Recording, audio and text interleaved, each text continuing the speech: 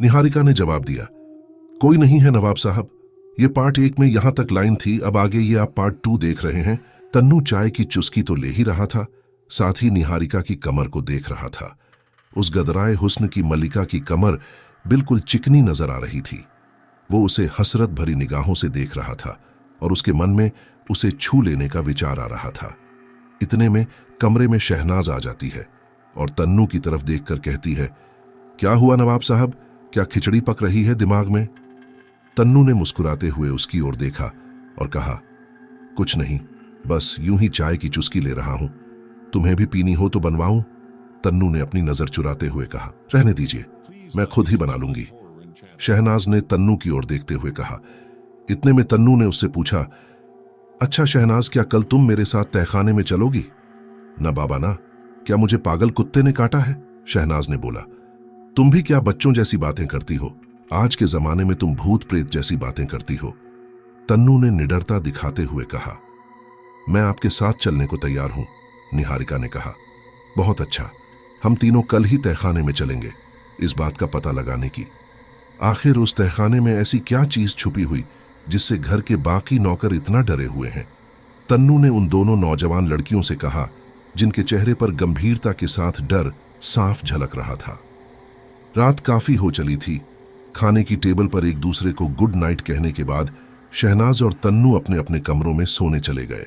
तन्नू ने अपने कपड़े बदले और नाइट सूट में बिस्तर पर सोने चला गया।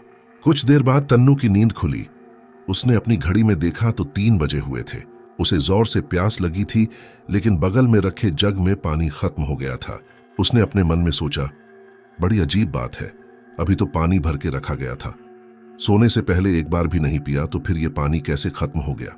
तन्नू ने इतना सोचा ही था कि उठकर किचन की ओर बढ़ने लगा। अचानक उसे किसी के कदमों की आवाज सुनाई पड़ने लगी। उसने पहले तो इस बात को नजरअंदाज किया, लेकिन फिर जब आवाज काफी जोर से आने लगी तो उसने उस आवाज का पीछा किया। वह कदमों की आहट उसे तहखाने के पास ले गई। कदमों की आहट इतनी साफ सुनाई पड़ रही थी कि कोई भी दूर से सुन ले, और दरवाजे के नीचे दरार से लाल रोशनी चमकती हुई दिखाई पड़ रही थी। तन्नू तहखाने के दरवाजे के निकट आया तो कदमों की आहट थोड़ी धीमी पड़ गई। उसने जैसे ही दरवाजे पर कान टिकाए, अचानक एक खौफनाक हाथ बाहर निकलकर आता है दरवाजा तोड़ते हुए और तन्नू को जकड़ लेता है। तन्नू घबराहट में अपनी आंखें बंद करके जोर से चीखता है, बचाओ बचाओ। इतने में उसकी आंखें खुल जाती हैं तो देखता है निहारिका खिड़की का पर्दा हटा रही थी और सुबह का सूरज निकल चुका था। उसने तन्नू की ओर देखते हुए कहा, किसने पकड़ लिया नवाब साहब? आपको किससे बचाना है?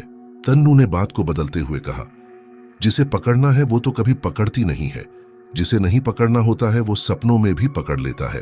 तन्नू के शरारत भरे जवाब का मतलब शायद निहारिका समझ गई थी, इसलिए उसकी ओर मुस्कुराते हुए बोली, अब जल्दी से तैयार भी हो जाइए और नाश्ते की टेबल पर आ जाइए। आपको याद है ना, तहखाने की छानबीन करनी है। तन्नू तैयार होकर टेबल पर पहुंच जाता है जहां शहनाज पहले से ही मौजूद थी।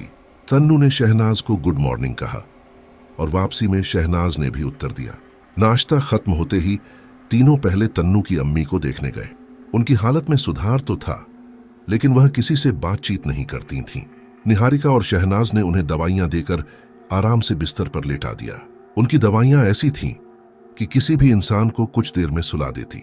उनके सो जाने के बाद तीनों तहखाने की ओर चल दिए। हो सकता है कि इस तहखाने में कुछ ऐसा राज छुपा हो जिसे आज तक कोई ढूंढ न पाया हो। शायद कोई खजाना हो या छुपा हुआ रहस्य जो तीनों को अमीर बना दे। हो सकता है कि लोगों की बात सही हो और यहां पर कोई भूत प्रेत हो, या ये भी हो सकता है कि सिर्फ एक वहम है जो लोगों ने पाल रखा है। तन्नू के मन में ये सारी बातें चल रही थीं जैसे ही वह तीनों तहखाने की ओर बढ़ रहे थे। तहखाने के कमरे के बाहर एक बड़ा ताला लटका मिला।